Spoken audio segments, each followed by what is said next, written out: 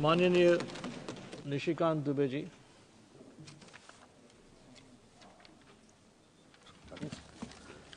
धन्यवाद सभापति महोदय। माननीय स्पीकर साहब ने एक डायरेक्शन दिया 115(1) में और ये कहा सभापति महोदय लीडर ऑफ द अपोजिशन को कि जब आप कोई चीज बोल रहे हैं तो उसको ऑथेंटिकेट करिए। और उनके 6 ऐसे पॉइंट हैं राष्ट्रपति अभिभाषण में जिसके समर्थन में मैं बोलने के लिए खड़ा हुआ हूं, जिसमें मुझे लगता है कि इस पूरे पार्लियामेंट का जो एक उद्देश्य है बनने का, जो कॉल एंड सगदर कहता है कि लीडर ऑफ द अपोजिशन वैसा होना चाहिए जिसको पार्लियामेंट्री स्किल के बारे में, रूल के बारे में, कंट्री के बारे में, देश के प्रधानमंत्री के बारे में, देश की स्वतंत्रता के बारे में, सॉवरेनिटी के बारे में पूरी जानकारी होनी चाहिए। और मैं बड़े ही दुखी मन से यह बात बोलने जा रहा हूं कि वर्षों बाद ये चौथा मेरा टर्म है। इस चौथे टर्म में मुझे पहली बार एक ऐसा लीडर ऑफ द अपोजिशन दिखाई दे रहा है जो दुनिया में भारत कैसे कमजोर हो, देश के कैसे टुकड़े हो, किस तरह की विदेशी ताकतों के साथ मिलकर यहां की सोसाइटी को बरगलाया जाए, गलत बयानी किया जाए। और इस पार्लियामेंट में 105 जो हमको मिला हुआ अधिकार आर्टिकल 105 में फ्री एंड फेयर डिस्कशन का, उस फोरम का मिसयूज करके पूरे देश को गुमराह किया जाए।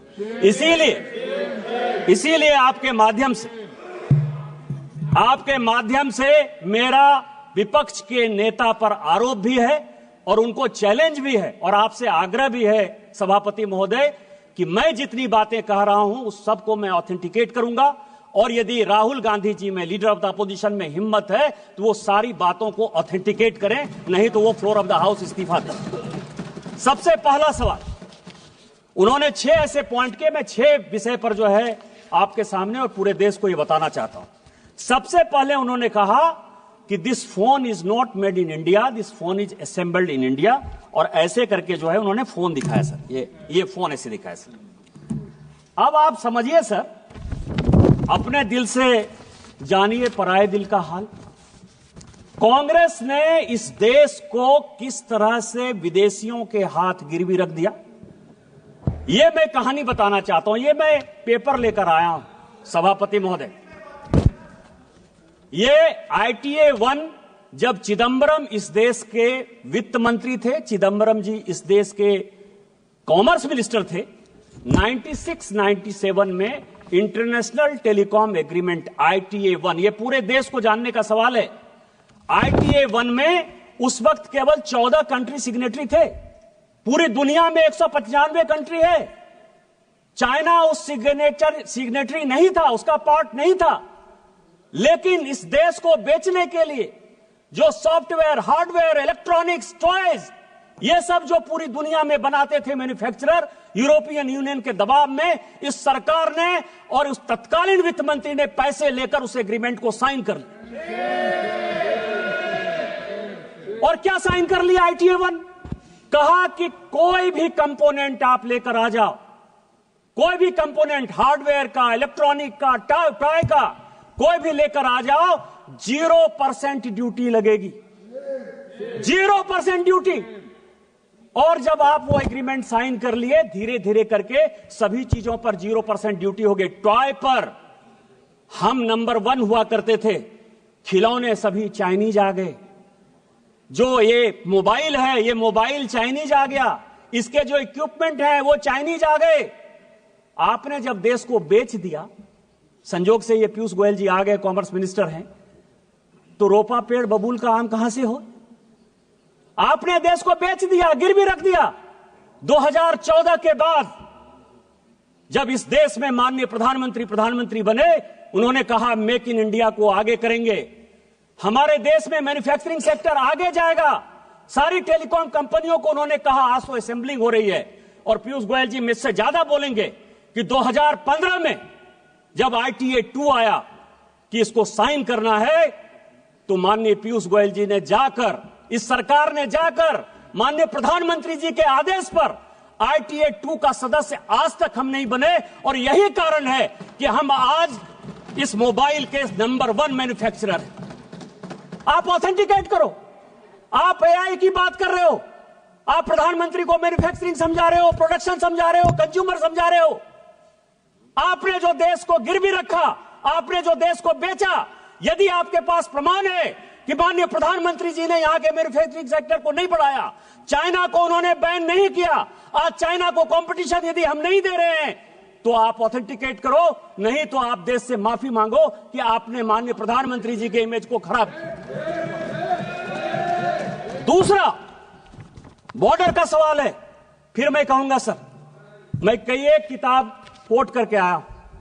उन्होंने कहा बॉर्डर में चाइना जो है लेके चला गया। वैसे राजीव रंजन सिंह जी मुझे बहुत कह रहे थे कि चौकीदार वाला बात कहा और सुप्रीम कोर्ट के जजमेंट से जो है भाग गया। ऐसे ही भगौड़ा है, झूठ बोलने की आदत है, कभी झूठ बोल दिया और कहीं दबाव आ गया तो वापस चले जाते हैं। लेकिन इस देश के बॉर्डर और सैनिकों के लिए बहुत इंपॉर्टेंट बात है। क्या बात कहा उन्होंने सर? कि माननीय प्रधानमंत्री जी, जिनके पीछे वो तीसरी बार देश के प्रधानमंत्री बने, 140 करोड़ लोगों का जो विश्वास है वो माननीय प्रधानमंत्री पर है, इसीलिए तीसरी बार उनको प्रधानमंत्री बनाया। दुनिया के फोरम पर जब वो जाते हैं तो आज दुनिया में चाहे रूस यूक्रेन वार हो रहा हो, चाहे यूरोपियन यूनियन में परेशानी हो रही हो, चाहे इजराइल में परेशानी हो रही हो, फिलिस्तीन में परेशानी हो रही हो, पूरी दुनिया भारत की तरफ देखती है। लेकिन ये किसने पैदा किया? मैं लेकर आया हूं सर आचार्य कृपलानी। सभी को जानने वाला सवाल है। आचार्य कृपलानी कांग्रेस के बड़े नेता थे। उनकी वाइफ सुचेता कृपलानी जो है उत्तर प्रदेश की मुख्यमंत्री भी बनी। कांग्रेस पार्टी से आचार्य कृपलानी ने इस्तीफा क्यों दिया? यह देश को जानने वाला सवाल है। जब पंचशील के समझौते पर, हिंदी चीनी भाई भाई के नाम पर, जब नेहरू ने पंचशील एग्रीमेंट साइन करने का विचार किया तो आचार्य कृपलानी ने कांग्रेस में उनका विरोध किया। उन्होंने कहा आप देश को बेच रहे हो, आप तिब्बत को उसके साथ जाने के लिए मजबूर कर रहे हो, आप हमारे ऊपर एक दुश्मन को पैदा कर रहे हो और यह चलने वाला नहीं है और एक दिन चाइना हमारे ऊपर अटैक करेगा। इस गांधी परिवार ने नेहरू जी के नेतृत्व में आचार्य कृपलानी को ही कांग्रेस से बाहर कर दिया। इतनी ही बात नहीं, जब इन्होंने यह बात कही कि प्रधानमंत्री जी कुछ बोलते हैं और जो आर्मी के चीफ हैं या सेना के जो जवान हैं वो अलग बात बोलते हैं, मैं कोट कर रहा हूं सर, उस वक्त के जो एयर मार्शल थे, फील्ड मार्शल थे रॉबर्ट्स, उसने कहा पंचशील के इस सिद्धांत के बाद चाइना हमारे ऊपर अटैक करेगा और हमारी आर्मी इतनी मजबूत नहीं है कि हम उसका मुकाबला कर पाए। जब यह स्टेटमेंट बाहर आया, इसी फ्लोर पर नेहरू जी ने कहा कि आर्मी के जो लोग हैं वो गलत बयानी कर रहे हैं, मुझे अपने देश पर भरोसा है और मेरे पास इतनी सेना की ताकत है कि हम किसी भी देश का मुकाबला कर सकते हैं, चाइना क्या बात है।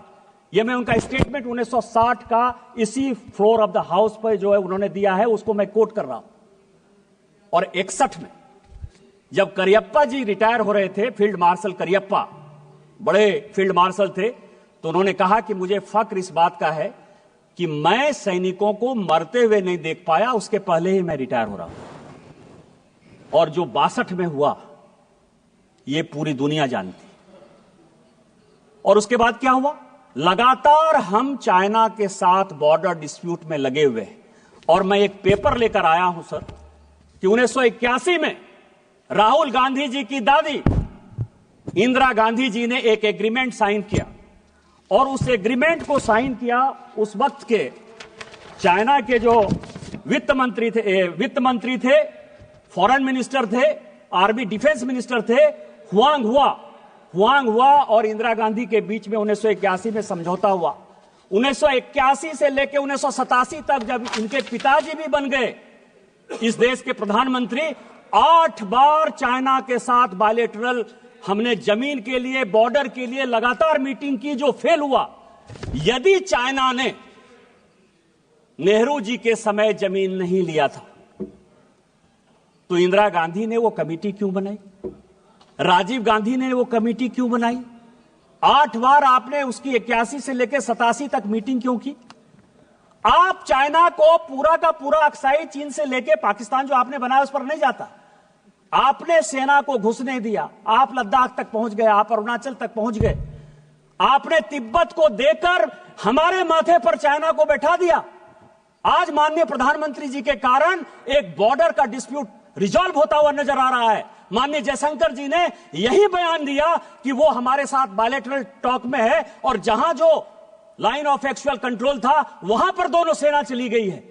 इस प्रधानमंत्री जी के जिस मजबूती के कारण चाइना आज पूरी दुनिया में परेशान नजर आ रहा है, आप जो है उस प्रधानमंत्री जी को प्रेज करने के बदले, पूरे देश में उनकी वाहवाही करने के बदले अपने चाहे नेहरू का समस्या हो, चाहे इंदिरा जी का समस्या हो, चाहे राजीव गांधी का समस्या हो, उस समस्या को जो है चूंकि आप रिजॉल्व नहीं कर पाए, आपने चाइना को माथे पर बैठा दिया। आज माननीय प्रधानमंत्री जी उसको रिजॉल्व कर देंगे तो आपका सारा विषय खत्म हो जाएगा, क्योंकि चाइना के साथ आपका एग्रीमेंट है।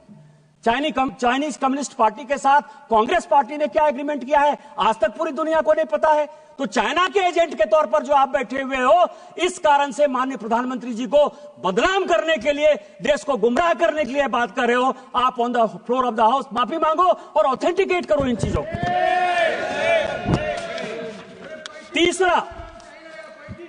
तीसरा बात उन्होंने कहा सर जयशंकर जी के बारे में, अमेरिका के बारे में, कि हम जो है, जयशंकर जी लगातार जाते रहे कि माननीय प्रधानमंत्री जी कैसे जो है ट्रंप से मिलेंगे। आर्टिफिशियल इंटेलिजेंस की बात करते हो, कंप्यूटर की बात के 100वां साल जो है हम लोग अटल जी का बना रहे हैं। आपने अटल जी को भी कोट किया, मैं उनका बयान लेकर आ रहा हूं। उन्होंने क्या कहा सर? उन्होंने यह कहा कि कंप्यूटर का कोई बहुत बड़ा प्रभाव हमारे समाज में नहीं पड़ेगा। यही छोटा सा स्टेटमेंट है, यही उन्होंने भी कहा। फैक्ट है, कंप्यूटर का क्या इंपैक्ट पड़ा हमारे समाज में। आज अमेरिका में भी सॉफ्टवेयर में भारत के लोग ही तो मजबूत है ना, हमारा ही स्किल पावर जो है पूरी दुनिया में आगे है ना। यही बात तो कहा उन्होंने कि इससे रोजगार नहीं जाएगा, इससे रोजगार बढ़ेगा। आप उस जीवमृतात्मा देश के ऐसे प्रधानमंत्री जिनके बारे में आज भी पूरी दुनिया गर्व करती है और हम गर्व करते हैं कि भारतीय जनता पार्टी के वो प्रधानमंत्री थे, आप उनको भी नहीं छोड़ते हो। आज आर्टिफिशियल इंटेलिजेंस की आप बात करते हो। माननीय प्रधानमंत्री जी जब फरवरी में जा रहे हैं, कंप्यूटर हमारे यहां सभापति महोदय 1987-88 में आया, अमेरिका में कंप्यूटर 1960 के दशक में आया, यूके में कंप्यूटर 1960 के दशक में आया। 30 साल बाद तो आप कंप्यूटर ला पाए। कोरोना के वैक्सीन में भी माननीय प्रधानमंत्री जी ने दुनिया को दिखाया कि हम दुनिया के साथ कंधे से कंधा मिलाकर वैक्सीन बना सकते हैं, और हमने बनाया। और आज आर्टिफिशियल इंटेलिजेंस पर भी माननीय प्रधानमंत्री जी ने पूरी दुनिया को दिखाया कि जितना आप आगे होने की बात करते हो उससे ज्यादा हम हैं। और अभी माननीय प्रधानमंत्री जी के कहने पर अश्विनी वैष्णव जी का आया है कि जो चाइना का डीप सेक है उसको हम 6 महीने के अंदर समाप्त कर देंगे और हम उससे बढ़िया आर्टिफिशियल इंटेलिजेंस बनाएंगे। डाटा हमारे पास है, मैन्युफैक्चरिंग हमारे पास है, बुद्धि हमारे पास है। लेकिन आप क्या कर रहे हो कि अमेरिका में जयशंकर जी गए। मैं 27 जनवरी, पूरे हाउस के जानकारी के लिए, 27 जनवरी 2025 व्हाइट हाउस का जो स्टेटमेंट है वो पढ़ देना चाहता हूं। वो कहते हैं कि अमेरिका के राष्ट्रपति ने भारत के प्रधानमंत्री से बात की। व्हाइट हाउस का स्टेटमेंट है, देश का स्टेटमेंट नहीं है। और वो ये कहते हैं कि हम भारत के प्रधानमंत्री के साथ अच्छे रिलेशन रखना चाहते हैं। हमने उनको इनवाइट किया। यदि जयशंकर जी ने यह काम किया होता तो क्या व्हाइट हाउस पर भी भारत सरकार का इतना अधिकार है कि जो चाहे स्टेटमेंट दे दे? और यदि यह अधिकार जयशंकर जी और माननीय प्रधानमंत्री जी के कारण व्हाइट हाउस में भी है, तो इस देश को गर्व करना चाहिए कि हमने व्हाइट हाउस को भी कंट्रोल कर लिया। लेकिन फिर मैं कहूंगा समस्या कहां है? समस्या यह है सर कि अमेरिका में इनके पूरे परिवार के साथ रिलेशन खराब रहा। मैं अभी CIA की रिपोर्ट देख रहा था, 1971 की, 1972 की, 1973 की। वो ये कह रहा है कि भारत की इकोनॉमी रसातल में जा रही है, ये पाकिस्तान को अटैक करके जो है एक एक्सपेंशन के मोड में जाना चाहती है, लेकिन इसका अपना कुछ नहीं है। ये रूस के साथ मिलकर जाना चाहती है और हम भारत को बैन करेंगे।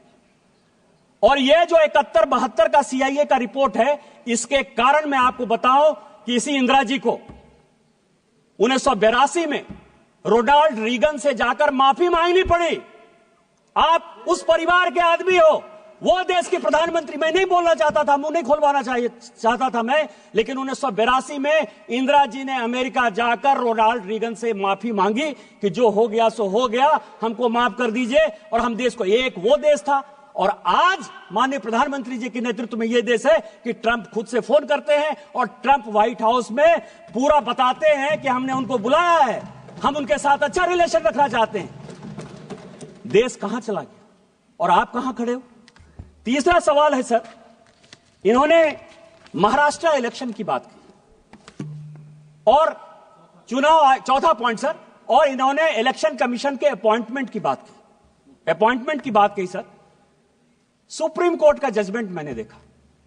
सुप्रीम कोर्ट के जजमेंट ने कहा कि जो इलेक्शन कमीशन का जो अपॉइंटमेंट है वो ट्रांसपेरेंट नहीं है। ये आज सुप्रीम कोर्ट में केस हुआ तो ये जजमेंट आया और ये भी कहा कि ये जजमेंट मैं टेम्पोररी दे रहा हूं, लेकिन पार्लियामेंट को ही अधिकार है कि कानून बनाए। कैसे बनाना है, इसी पार्लियामेंट ने पास किया कि कौन कौन लोग होंगे और इलेक्शन कमीशन का अपॉइंटमेंट कैसे होगा, बनाया सर। लेकिन मैं जो महत्वपूर्ण बात कह रहा हूं कि चुनाव आयोग पर इतना आरोप आप लगा दिए। MS गिल चुनाव आयुक्त थे, मुख्य चुनाव आयुक्त थे, रिटायर हुए सर, कांग्रेस पार्टी के सदस्य हो गए, राज्यसभा से मेंबर हो गए और देश के मंत्री हो गए स्पोर्ट्स के। नवीन चावला सर, नवीन चावला, अब उनको मैं श्रद्धांजलि देता हूं, अभी उनकी डेथ हुई, लेकिन पूरी दुनिया जानती है कि जो विदेशी लॉबी है, मदर टेरेसा पर बहुत अच्छा बुक लिखा उन्होंने सर, और जो वो लॉबी सोरेस के साथ जो लॉबी गांधी परिवार को मदद करती है और जो देश के टुकड़े टुकड़े करना चाहती है, उस लॉबी के सबसे बड़े समर्थक थे। उस नवीन चावला को आपने, जो सेक्रेटरी एमपैनल नहीं था, जानकारी के लिए, उसको जबरदस्ती सेक्रेटरी एमपैनल कराया और सीधा चीफ इलेक्शन कमिश्नर बना दिया। आज यदि सुप्रीम कोर्ट के आदेश के बाद हम कानून चेंज करके लेकर आए और उसमें आप भी बैठोगे, पैनल हम देंगे, तो इसके पहले तो आपने कभी लीडर ऑफ द अपोजिशन को नहीं पूछा। जब तक 2014 तक सरकार रही, मैं राहुल गांधी जी, पूरी कांग्रेस पार्टी और पूरे विपक्ष को चैलेंज करता हूं कि आपने इलेक्शन कमिश्नर के अपॉइंटमेंट में, चीफ इलेक्शन कमिश्नर के अपॉइंटमेंट में एक बार भी किसी विपक्ष के आदमी से कंसल्ट किया है? आजादी के 1950 से लेकर 2014 तक आप अपने चपरासी को, अपरासी को, कार्यकर्ता को, जिसको आपने चाहा जो है इलेक्शन कमिश्नर बना दिया। 100 चूहे खाकर बिल्ली चली हज को। आज हम ट्रांसपेरेंसी के साथ आगे बढ़ रहे हैं और उसके बाद आप चुनाव पे जो ताकतें ऐसी हैं जो भारत की डेमोक्रेसी को कमजोर करना चाहती हैं, उन ताकतों के साथ मिलकर आपने जो है पूरा का पूरा महाराष्ट्र इलेक्शन का जो है हिसाब किताब दे दिया। मैं कुछ सीटें लेकर आया हूं सभापति महोदय, बस 2-4 मिनट में खत्म कर दूंगा। स्पीकर महोदय, एक ही सेकंड केवल 2 मिनट। नहीं, आप बैठिए, फिर आपको अच्छा, एक ही सेकंड। हाँ, इस महत्वपूर्ण चर्चा पर लंबी सूची है, इसीलिए सभा की अनुमति हो तो सभा की कार्यवाही 11 बजे तक बढ़ा दी जाए। बोलिए सभापति महोदय, महाराष्ट्र इलेक्शन में सभी ईवीएम पर आ जाइए, ईवीएम पर आ जाइए। ईवीएम किसने लाया? हम लेकर आए ईवीएम। मैं जब 2009 में पहली बार सांसद बना तो ईवीएम से ही जीत कर आया। आपकी सरकार बन गई ईवीएम, इसका मतलब कि आप चोरी कर देते ईवीएम में? आप बताओ देश को कि ईवीएम जो है मैनिपुलेट होता है। नवीन चावला के माध्यम से हमने मैनिपुलेट कर लिया, MS गिल के माध्यम से हमने मैनिपुलेट कर लिया। माफी मांगो, और यदि आप ये माफी मांगते हो तो शायद इसके बारे में माननीय प्रधानमंत्री जी चर्चा कर सकते हैं। ईवीएम तो आप ही लेकर आए हो। लेकिन जो आपने जनता के मन में डेमोक्रेसी के खिलाफ, महाराष्ट्र के रिजल्ट के खिलाफ, महाराष्ट्र की जनता को जो आपने उसका अपमान किया, उस मैंडेट का अपमान किया, उसका कौन हिसाब किताब देगा? मैं केवल कुछ सीटें पढ़ना चाहता हूं सभापति महोदय। अकोला वेस्ट 18,000 वोट पड़ा, ठीक है, आपकी बात मैंने मान लिया। 1,000 से लेके 70,000 तक वोट जो है किसी किसी विधानसभा में बढ़ा है। अकोला वेस्ट 18,000 वोट बढ़ा, जीती कौन? कांग्रेस। नागपुर वेस्ट 22,000 वोट बढ़ा, जीता कौन? कांग्रेस। नागपुर नॉर्थ 23,000 वोट बढ़ा, जीता कौन? कांग्रेस। यवतमाल 13,000 वोट बढ़ा, जीता कौन? कांग्रेस। मालेगांव 40,000 वोट बढ़ा, जीते कौन? ओवैसी साहब की पार्टी।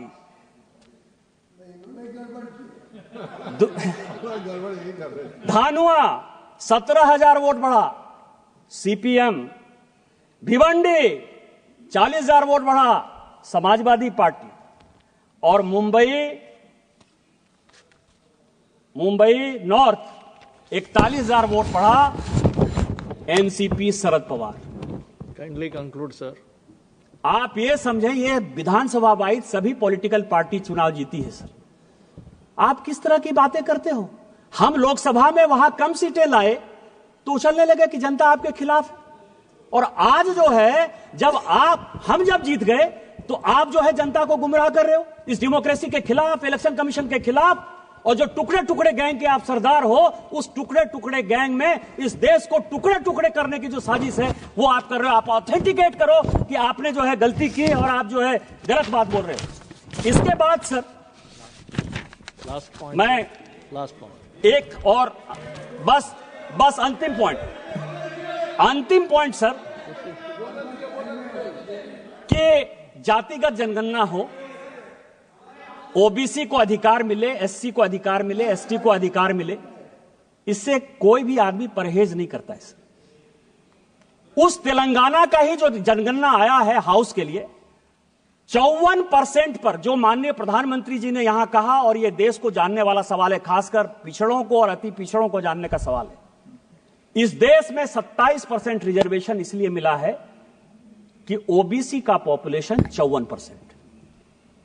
आज जो तेलंगाना की रिपोर्ट आई, जो आपका भी राज्य बगल का पड़ोसी राज्य है सर, वो कह रहा है कि 46% ओबीसी। क्या होगा? और उसमें क्या कर रहे हैं? वो मुसलमानों को जोड़ दे रहे हैं। ओबीसी में वो मुसलमानों को जोड़ रहे हैं। माननीय प्रधानमंत्री जी ने कहा है कि जब तक मैं इस देश का प्रधानमंत्री हूं और भारतीय जनता पार्टी का एक भी कार्यकर्ता है, वो ओबीसी के आरक्षण को बैकडोर से कभी भी मुसलमानों के पास नहीं जाने देगा। ये जो वोट बैंक की राजनीति है, इस वोट बैंक की राजनीति यही करने के लिए प्रेरित कर रही है। पिछड़ा, जिस पिछड़े की बात कर रहे हो, उस पिछड़े का सबसे बड़ा नेतृत्वकर्ता माननीय प्रधानमंत्री खुद सामने बैठे थे। ये आपको दिखाई नहीं दिया कि ओबीसी इस देश का प्रधानमंत्री है? अरे उस आदमी को तो मनमोहन सिंह जी की अभी डेथ हुई है ललन जी, उनको वो भी नहीं दिखाया कि माइनॉरिटी के आधार पर 10 साल मनमोहन सिंह जी एक माइनॉरिटी इस देश के प्रधानमंत्री थे। द्रौपदी मुर्मू शेड्यूल ट्राइब महिला इस देश की राष्ट्रपति हैं। रामनाथ कोविंद शेड्यूल कास्ट इस देश के राष्ट्रपति हुए। आप किस तरह की बातें करते हो? आप बिजनेसमैन की बात करते हो। आज ही बड़ा बड़ा अखबार में तुलसी तांती का जो है एड छपा है। तुलसी तांती कौन है? शेड्यूल कास्ट नहीं है, टाटा माइनॉरिटी नहीं है, पारसी नहीं है, अडानी जी जैन नहीं है, वेदांता के अनिल अग्रवाल साहब जो है वो ओबीसी नहीं है, क्योंकि हमारे राज्य से आते हैं, वहां तो मारवाड़ी भी ओबीसी है। किस तरह की बातें कर रहे हैं? इस आदमी को न कुछ आता है न पता है। जो इसको लिखने वाले स्क्रिप्ट राइटर हैं वो भी किस बियाबान में रहते हैं, क्योंकि इटली से जब लिखवा के आओगे, सोरोस से जब लिखवा के आओगे, तो इस देश को टुकड़े कैसे किया जाए, इसके अलावा आपके पास कोई नहीं विषय है। मैं कंक्लूड करते हुए सभापति महोदय, आपके माध्यम से यह आग्रह करता हूं कि इस 6 पॉइंट के बारे में वो ऑथेंटिकेट करें, नहीं तो स्पीकर के डायरेक्शन के खिलाफ उनके ऊपर प्रिविलेज हो और उनको जो है इस पार्लियामेंट से बाहर करिए, तभी ये देश बचेगा। आपने मुझे मौका दिया। इन्हीं शब्दों के साथ जय हिंद, जय भारत। माननीय मंत्री जी श्री किरेन रिजिजू जी। सर आज